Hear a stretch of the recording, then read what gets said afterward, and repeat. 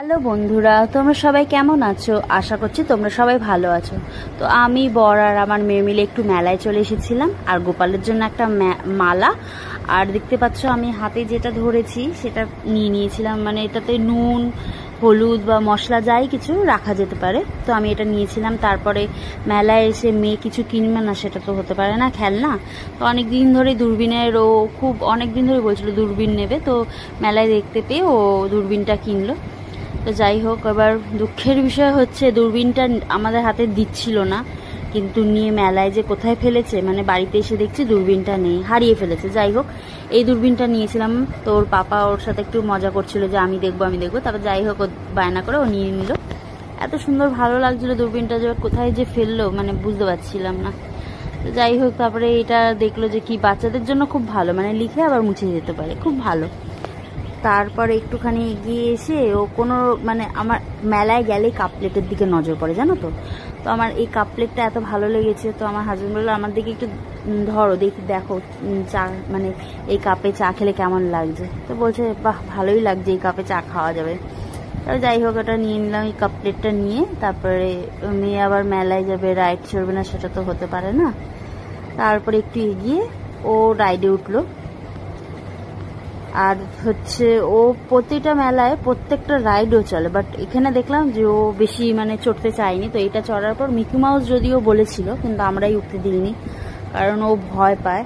ওটা কোনোভাবে কাটানো গেছে। যাই হোক, তারপরে আমরা ছোটবেলায় মানে খেলনাবাটি দিয়ে খেলতাম না, হাঁড়ি কড়াই, মানে স্টোভ, তখন তো গ্যাস এরকম মানে ছিল না সেরকম স্টোভ, তারপরে বেলুন চাকি, সেগুলো অনেকদিন ধরে খুঁজছিলাম যে আমরাও যেরকম এনজয় করেছি ছোটবেলাটা খেলনাবাটি। ওর এখনকার বাচ্চারা তো সেটা ভালোভাবে জানেই না, বোঝেই না। তো সেটাও মেলায় অনেক খুঁজেছি, পাইনি, বাট এখানে পেয়ে গেছিলাম, তো নিয়ে নেওয়া হয়েছে। সেই জায়গাটা ভিডিওটা করতে পারিনি। তারপরে কাছেই একটা মন্দির ছিল, রাধাকৃষ্ণের মন্দির। মানে সত্যি বলছি বন্ধুরা, এই মন্দিরের ভেতরে ঢুকে এতটাই মন শান্ত, মানে এতটা শান্তি, মানে কি যে ভালো লাগছে কি বলবো। তো বলে না মনটা শান্তি হয়ে যায় একদম মন্দিরের ভেতরে, মানে খুব ভালো লাগছিল। তারপরে মেয়েকে পাচ্ছি না কোথায়, ওর তো গপুকে এত ভালোবাসে, ঠিক ও গপুর কাছে পৌঁছে গেছে।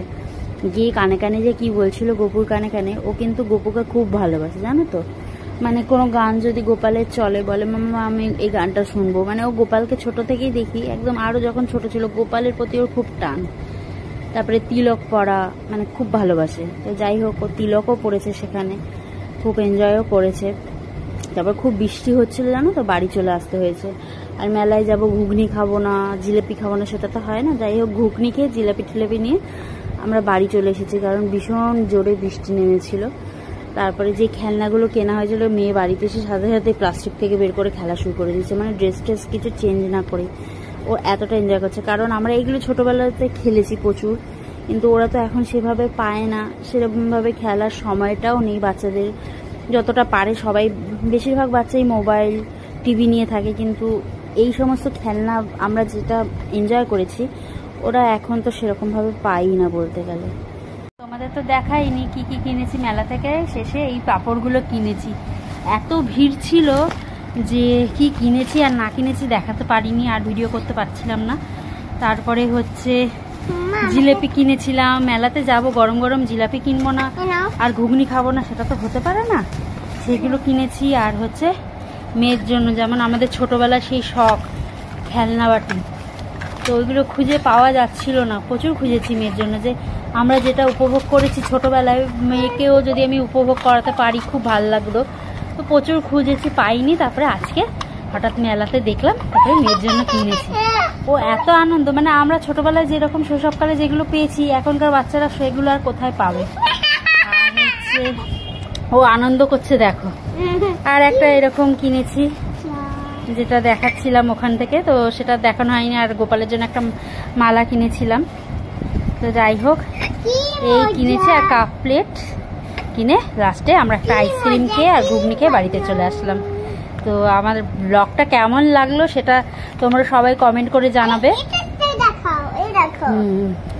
কমেন্ট করে সবাই জানাবে আমার ব্লগটা কেমন লাগলো।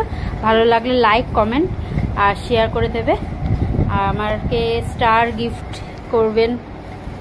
Thank you.